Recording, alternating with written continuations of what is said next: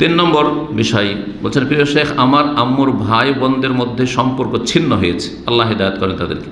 কেউ কারোর সাথে কথা বলতে চায় না। এমন অবস্থায় আমার আম্মু আমাকে মামার সাথে কথা বলতে মানা করা জায়েজ নয়। জি, কারোর সাথে কথা বলতে নিষেধ করবেন মুসলিমের সাথে, এটা জায়েজ নয়। কিন্তু আমি কথা বলি, যদিও এক্ষেত্রে অবনতির আশঙ্কা দেখি। অন্যদিকে আমার বাবা, নানা, মামা তারা নামাজে উদাসীন। জি, কেউ ইচ্ছা হলে পড়ে আর কেউ একেবারেই পড়ে না। এক্ষেত্রে আমি কি তাদের সাথে সম্পর্ক রাখবো? আপনার একটি আলোচনায় জেনেছি সালাত ত্যাগকারীর সাথে কোনো সম্পর্ক নেই। ভুল বুঝেছেন, সালাত ত্যাগকারীর সাথে কোনো সম্পর্ক নেই। এটার অর্থ কোন দিকে নিয়ে যাবেন আপনি? তার সাথে সম্পর্ক মানে তার সাথে কথাই বলবো না, তাহলে তাকে জাহান্নাম থেকে কেমন করে উদ্ধার করবেন? তাকে ইসলামের দাওয়াত কি করে দেবেন? বেনামাজিকে নামাজি কি করে বানাবেন? কোনো সম্পর্ক নাই, এটার অর্থ না। সালাত ত্যাগকারীর সাথে কোনো সম্পর্ক নেই মানে ইসলামের সম্পর্ক নেই। সুতরাং আমার সাথে তার ইসলামী ভ্রাতৃত্বের সম্পর্ক নেই। সে আমার মুসলিম ভাই নয়, নয়। এটা হচ্ছে সহি, কারণ তার ইসলাম নেই, ইসলাম নষ্ট করছে। কিন্তু তার মানে এই নয় যে ইসলাম ভঙ্গ করেছে সে জাহান্নামের পথে চলে যাচ্ছে, জাহান্নাম থেকে রক্ষা করব না। যারা এরকম পাপী, সে বেনামাজি হোক, অমুসলিম হোক, নাস্তিক হোক, মুশরিক মাজার পূজারী হোক, বেদাতি হোক, এরা হচ্ছে রোগী। একটা এদের উদাহরণ হচ্ছে কি, এরা রোগী। এক্ষুনি একটা লোক যদি রোগী হয়ে যায় আপনাদের মাঝে, তো কি করবেন? সিরিয়াস হয়ে গেছে, তাড়াতাড়ি করে দিন শিখা সব বাদ দিয়ে আমিও বলবো তাড়াতাড়ি নিয়ে যান, হাসপাতালে নিয়ে যান, কে বাঁচাবার চেষ্টা করেন, তাড়াতাড়ি বাঁচাবার চেষ্টা করেন, ঠিক না? বাঁচাতে হবে। ঠিক ওই রকমই যত পাপীরা আছে এরা হচ্ছে রোগী। আচ্ছা, রোগীর উপর মায়া করেন না, তাকে ধাক্কা দিয়ে ফেলে দেয় মানুষের, যা মর তুই, নাকি? মায়া করে, চিকিৎসকও মায়া করে, আর আশেপাশে যারা থাকে কিছু হেল্প করতে পারে তারাও সার্বিক দিক থেকে হেল্প করার চেষ্টা করে। এটা হচ্ছে ভালো মানুষের পরিচয়, ঠিক না? তো সমাজে যারা পাপী, সে বেনামাজি গণ্যরা হোক, এরা হচ্ছে রোগীর মতো। এদের রোগ আরোগ্যের জন্য এদের মায়া মমতা করে এদেরকে জাহান্নামের রাস্তা দিয়ে উদ্ধার করতে হবে, এদেরকে রোগ মুক্ত করতে হবে। জি, এদের আর একটা উদাহরণ হচ্ছে এরা ডুবন্ত ব্যক্তির মতো, আগুনে ফেসে যাওয়া ব্যক্তির মতো। বিল্ডিংয়ে আগুন লেগে গেছে, সাগরে ডুবছে, নদীতে ডুবছে, আপনার আমার করণীয় কি? ক্যামেরা করবো না আজকালকার জামানে? কেমন করে ডুবছে দেখি, কেমন করে পুড়ছে দেখি, নাকি? হারাম। কি করতে হবে সেই সময়?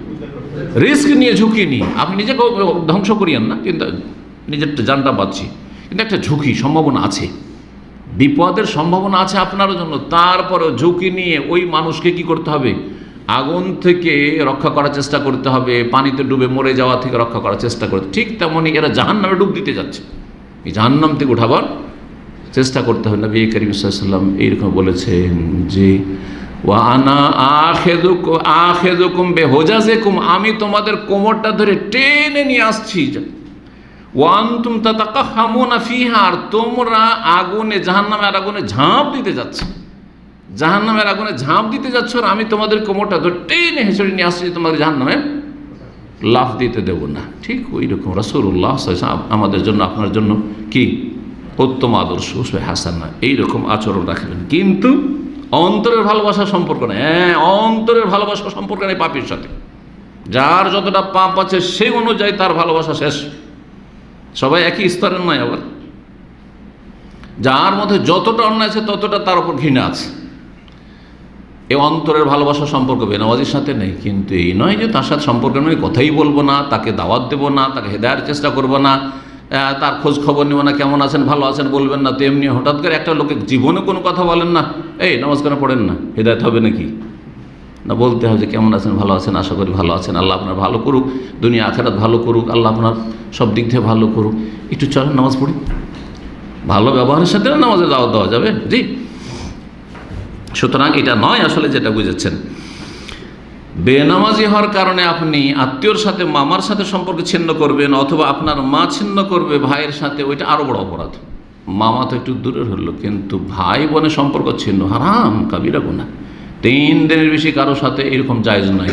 তবে যদি দেখা যায় যে এর মাধ্যমে শাসন হবে, শাসন করা সম্ভব, তাহলে তখন সাময়িক স্টেপ নেওয়া যেতে পারে। যেমন নবী করিম সাল্লাল্লাহু আলাইহি ওয়াসাল্লাম কাব বিন মালিক রাদিয়াল্লাহু তাআলা তবুকে যে যাননি, আর তার সাথে আরও তিনজন সাহাবী, সহিহ বুখারীতে লম্বা হাদিস হয়েছে, 50 দিনের জন্য সামাজিক কি করেছিলেন, বয়কট করেছিলেন। কোনো সাহাবী কথা বলে না 50 দিনের জন্য। এর মাধ্যমে বাঁকা মানুষ সোজা হয়ে যাবে, সংশোধন হবে, সতর্ক হবে। এই জন্য তো এইরকম করা যেতে পারে। কিন্তু যেখানে দেখবেন যে এর সাথে কথা বললে আরও সমস্যা বেড়ে যাবে, অথবা কথা যদি বন্ধ করে কথা না বললে বা সম্পর্ক না রাখলে, সম্পর্ক যদি না রাখেন তাহলে সমস্যা আরও বাড়বে অথবা আরও খারাপ হয়ে যাবে, তাহলে ভালো করার চেষ্টা করতে আপনাকে সেখানে চিকিৎসক হিসাবে কাজ করতে হবে। এই জন্য দোয়া করি আপনার মা এবং বাবার জন্য, আল্লাহ তাদেরকে যেন সঠিক পথ দেখান, এবং আপনার যে মামা রয়েছে তাকেও আল্লাহ হেদায়েত দান করেন, এবং তাদের সম্পর্ক পরস্পরের সাথে স্থাপন রাখার বা কায়েম রাখার তৌফিক দান করেন।